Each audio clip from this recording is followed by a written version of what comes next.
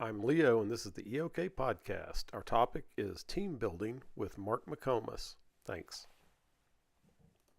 Tonight we're going to have Mark sharing some thoughts with us about forming the team for your startup. And I've known Mark for a long time. I met Mark because of some graphic design work he was doing for me, some branding and marketing, and I was like just blown away. Like everything that he does is just amazing.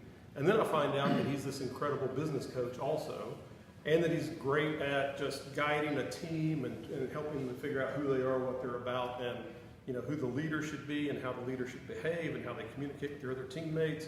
So whenever I asked Mark to join us tonight, he jumped all over it. He said he loves helping the entrepreneurial community, and we really appreciate you being here. Glad to be here. Thank you. The beginning of building the right team around someone is knowing who you are, knowing what your strengths are, knowing what your blind spots are, knowing where you're going to need support. And I like to say for each strength there typically is a corresponding blind spot. Blind spots aren't really weakness. It's just where your attention is not.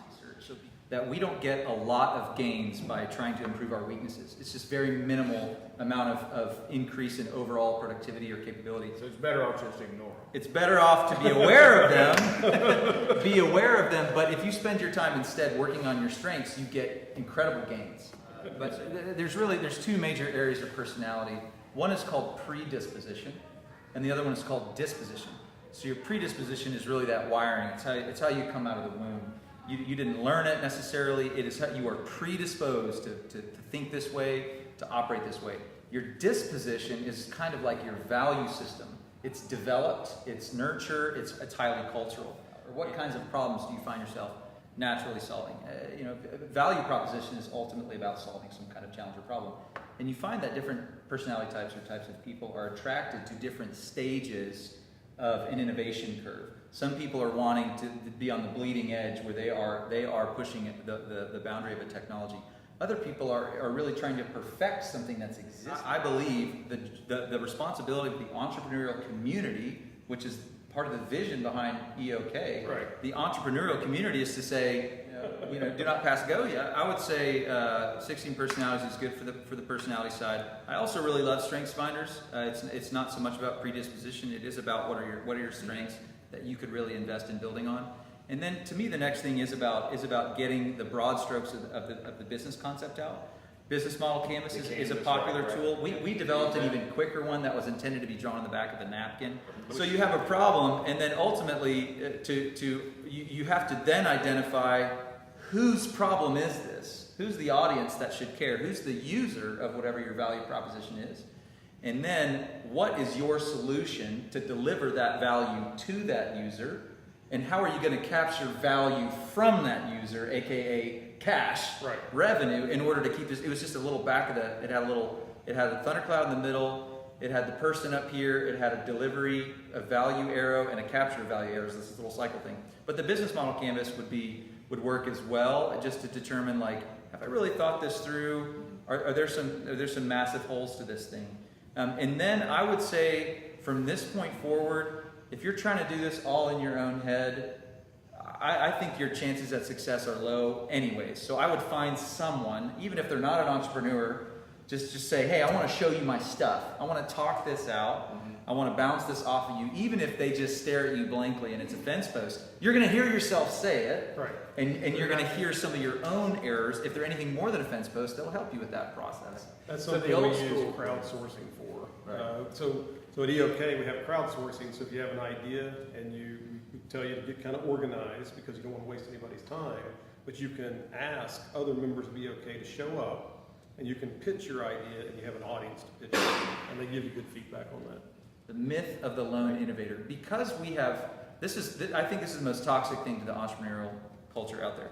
Because we celebrate historically individuals and credit them for these big innovations, which is not honest.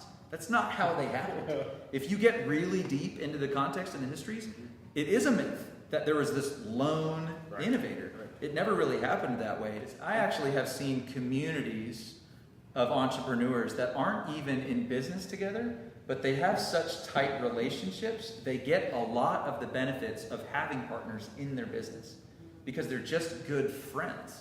They're just not alone. And so they're constantly over drinks while they're hanging out, they're running concepts and telling stories by each other. And it ends up being the sounding board. It ends up being an advisory board of sense. That's what you just brought up. Yeah, is you what we walk- do with what, Leo? He sets it up and uses I it. know, there you go. So you can that- give our that's why commercial we for set up EOK. small groups inside of Entrepreneurs in Knoxville. So we have small groups in EOK because we said you have to have that sounding board of peers around you. And you have to have people that have different experiences and different walks. And they need to be other entrepreneurs. We form small groups to say, all of you guys and gals need to get together. You need to meet periodically. We say once a week. And you need to go around the table, and we set up a quick format and said, you share one good thing that's happened this week in your business or your life.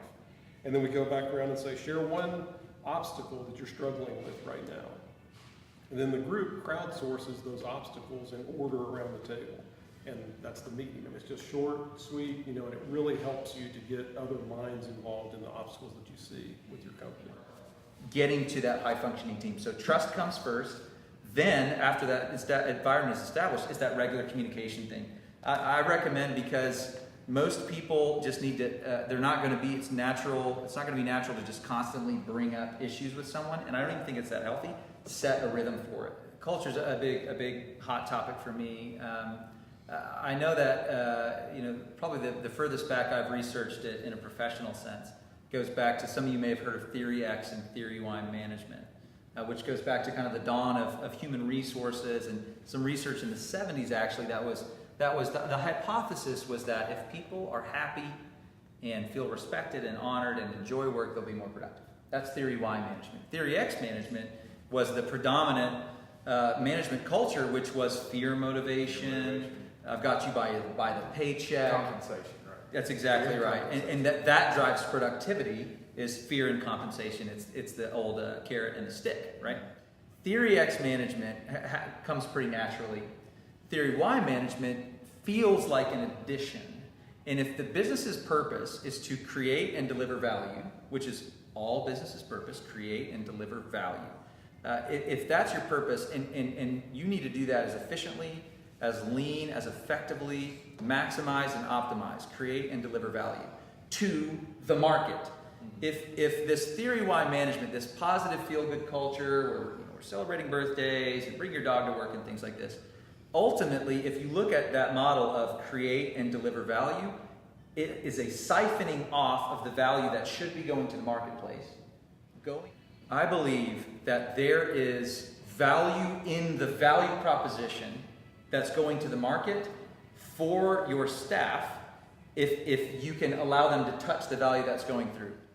That's what I want. I want an integrated, unified experience where I believe in the mission, and so I want it as much as I want to produce it.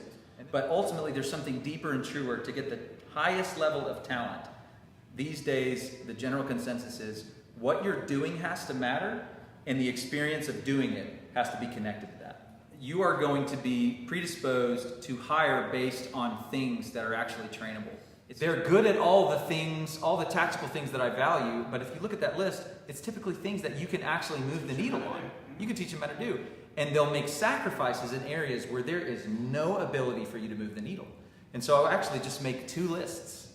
Based on the person you're looking for, let's make a list of things that we cannot change and things that we can change. Now we're looking for a candidate who maxes out the things we can't change and is the best of the bunch on the things that we can change, but ultimately has an aptitude to grow.